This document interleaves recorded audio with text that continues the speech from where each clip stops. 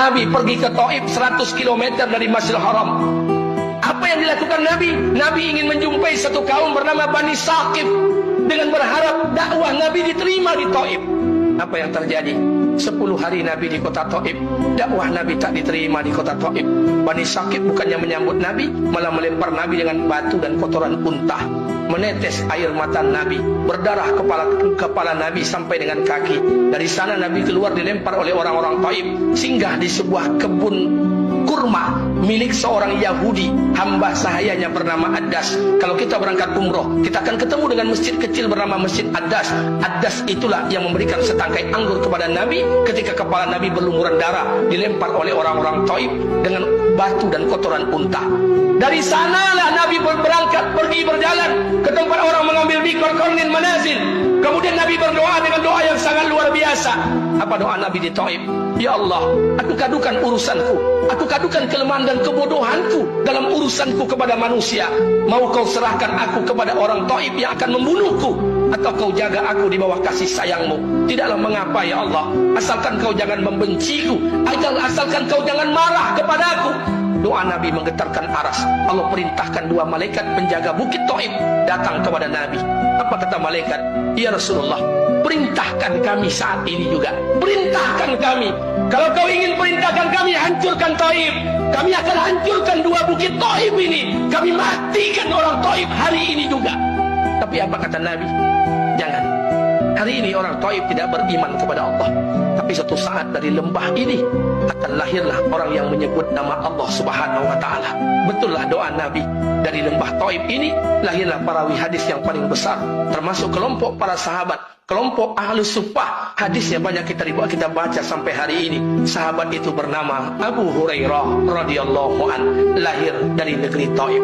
Bahkan Ibnu Abbas sebelum meninggal dunia, dia tidak ingin dimakamkan di Mekah, tidak ingin dimakamkan di Madinah.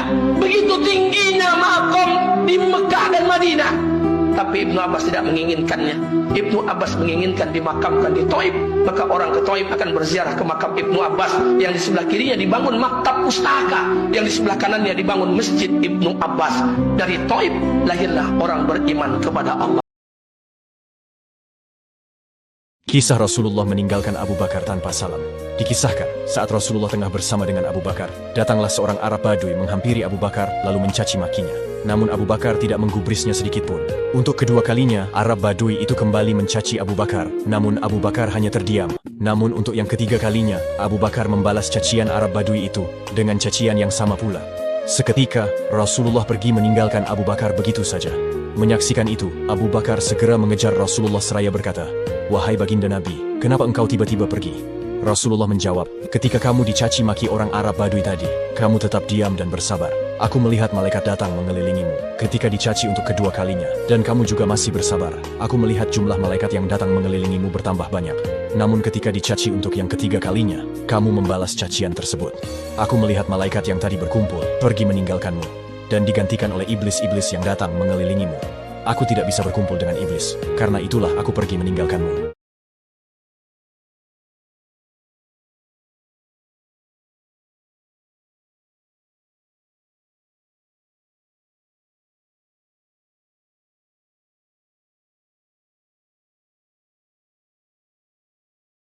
Pada zaman Rasulullah, ada seorang sahabat bernama Sa'ad.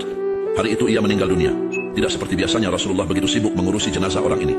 Tanpa sorban dan alas kaki beliau mengangkat keranda, berlari ke sana kemari untuk mengantarnya menuju liang kubur. Sesampainya di kuburan, beliau pun turun ke dalam dan menata serta membenahi liang itu. Para sahabat terheran, kemudian bertanya, "Wahai Rasulullah, mengapa engkau melakukan sesuatu yang tidak biasa?" Rasul menjawab, "Demi Allah, aku melihat Jibril dan para malaikat melakukan apa yang kulakukan." Sahabat bertanya lagi, "Kenapa sampai demikian wahai Rasulullah?" "Orang ini selalu membaca surat Al-Ikhlas dalam keadaan duduk, berdiri, dan berjalan. Dan tahukah engkau, ada 70.000 malaikat yang hadir di pemakaman ini?" Jawab beliau. Kemudian, datanglah ibu dari jenazah ini. Melihat Rasulullah berada di dalam liang lahat, ia menjerit, "Sungguh beruntung engkau, wahai putraku Sa'ad. Kau pasti akan masuk surga." Ketika mendengar ibu ini, Rasul menegurnya, "Wahai ibu Sa'ad, janganlah engkau menentukan sesuatu mendahului Allah. Putramu ini sedang dihimpit di dalam kuburnya." "Kenapa wahai Rasulullah?" tanya sang ibu. "Karena perangainya buruk di dalam keluarganya." Awas keliru, Beginilah urutan sedekah yang sesungguhnya sesuai Al-Quran. Pertama, sedekah kepada orang tua. Kedua, sedekah kepada saudara atau kerabat. Ketiga, sedekah kepada anak yatim. Jika ada anak yatim dalam kerabatmu, maka dahulukanlah dia. Keempat, sedekah kepada orang miskin. Jika ada tetanggamu yang kurang mampu, maka utamakan mereka. Kelima, sedekah kepada orang dalam perjalanan. Sedekah bukan saja harta, tapi bisa juga tenaga. Jika ada orang memerlukan pertolongan kita, maka tolonglah ia, karena sedekah sangat banyak bentuknya.